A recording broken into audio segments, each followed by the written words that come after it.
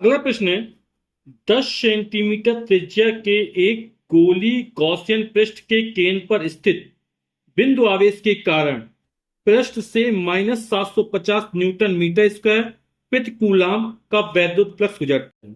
जो त्रिज्या आर हमको दी गई है वो दी गई है हमको 10 सेंटीमीटर, और वैद्युत फ्लक्स का जो मान दिया गया फाई, ये हमको दे रहा है -750 न्यूटन मीटर स्क्वायर प्रति कूलाम। फिर कह रहे हैं, यदि गॉसियन पृष्ठ की त्रिज्या दुगनी कर दें तब पृष्ठ में से कितना वैद्युत फ्लक्स गुजरेगा। तो अपन गॉस की प्रमेय से जानते हैं कि किसी बंद काल्पनिक पृष्ठ या गॉसियन पृष्ठ से होकर गुजरने वाला कुल वैद्युत फ्लक्स उस पृष्ठ से परिवर्त कुल आवेश का 1/एप्सिलॉन 0 गुना होता है। तो इसमें कहीं दूरी नहीं आ रही है ना, तो यानी कि त्रिज्या को दुगना कर देने पर, है ना, वैद्युत फ्लक्स के मान पर कोई प्रभाव नहीं पड़ेगा, यानी वैद्युत फ्लक्स उतना का उतना ही रहेगा, -750 न्यूटन मीटर स्क्वायर प्रति कूलम। तो वैद्युत फ्लक्स क्या वही रहेगा, -750 न्यूटन मीटर स्क्वायर प्रति कूलम। फिर आगे कह रहा है बिंदु आवेश चिन्ह सहित क्या होगा। तो वैद्युत फ्लक्स का मान इतना हो गया। गॉस की प्रमेय से जानते हैं पाई बराबर कितना होता है, Q/एप्सिलॉन 0। क्यू का मान ज्ञात करना है, तो क्यू बराबर हो जाएगा फाई इंटू एप्सिलॉन 0।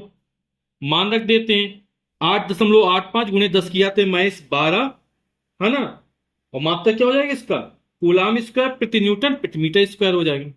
तो ये हमारा एप्सिलॉन 0 का मान हो गया ना। और फाई का मान कितना हो जाएगा, ये हमें -750 दे रहा है,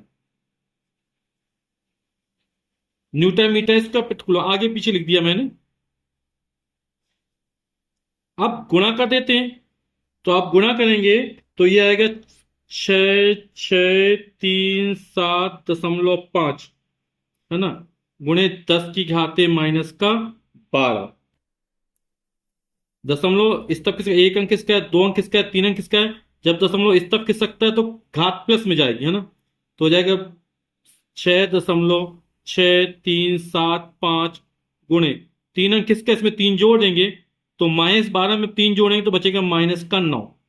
ठीक है, और इसको निकटतम मान में लिख लेते हैं, तो कितना हो जाएगा ये हो जाएगा माइनस का 6.64 गुणे 10 की घाते -9। आवेश का मतलब क्या होता है, कूलाम होता है। यही हमारा आंसर हो जाएगा।